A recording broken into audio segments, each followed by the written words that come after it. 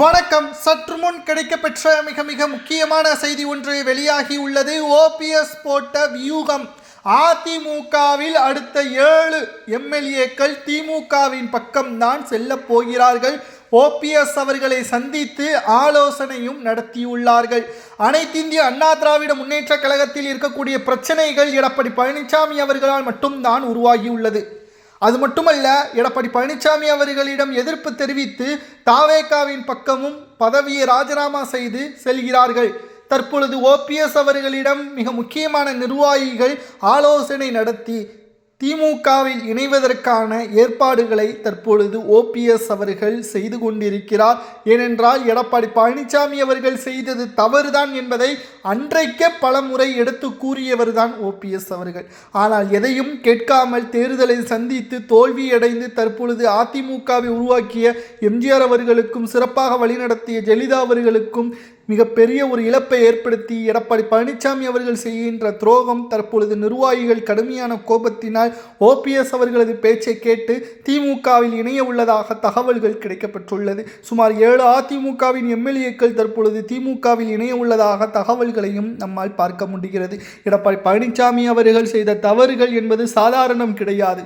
அதிமுக எப்படிப்பட்ட ஒரு நிலைமையில் இருந்து மிக மோசமான நிலைமைக்கு எடப்பாடி தள்ளியிருக்கிறார் என்றால் அவரது சுயநலம் மட்டும்தான் காரணம். எடப்பாடி பழனிசாமி அவர்கள் மிகப்பெரிய அளவிலான ஒரு சுயநலத்தை தற்பொழுது உருவாக்கியுள்ளார். எடப்பாடி பழனிசாமி அவர்கள் மக்கள் கடுமையான கோபத்திலும் இருக்கிறார்கள் எடப்பாடியின் மீது.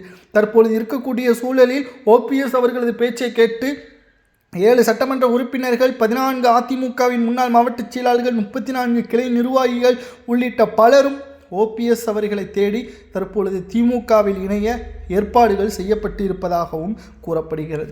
இது நடந்தால் அடுத்து என்ன நடக்கும் தெரியுமா? எடப்பாடி மீது இருக்கக்கூடிய கோபத்தினால் உண்மையான ஒவ்வொரு தொண்டர்களும் அதிமுகவின் தலைமை அலுவலகத்தில் ஒன்று கூடி எடப்பாடி பழனிசாமி அவர்களது பதவியை ராஜினாமா செய்ய வேண்டும் என்று மிகப்பெரிய அளவில் பிரச்சனைகளில் ஈடுபடுவார்கள். இது நிச்சயமாக நடக்கும். மக்கள் எடப்பாடியின் மீது கடுமையான கோபத்தில் இருக்கிறார்கள் என்பதில் துளி அளவு கூட மாற்று கருத்தை கிடையாது.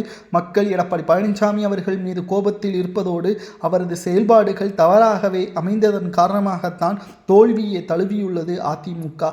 இனியும் பொறுத்து கொள்ள முடியாது. சரியான முடிவை அதிமுக நிர்வாகிகள் எடுக்க வேண்டும். இல்லையென்றால் நாங்கள் குண்டோடு திமுகவின் பக்கம் ஓபிஎஸ்ஸின் தலைமையேற்று திமுகவில் இணைந்து விடுவோம் என்பதை தெரிவித்திருப்பது அரசியல் வட்டாரத்தில் மிகப்பெரிய அளவில் அதிர்வலைகளை ஏற்படுத்தியுள்ளது.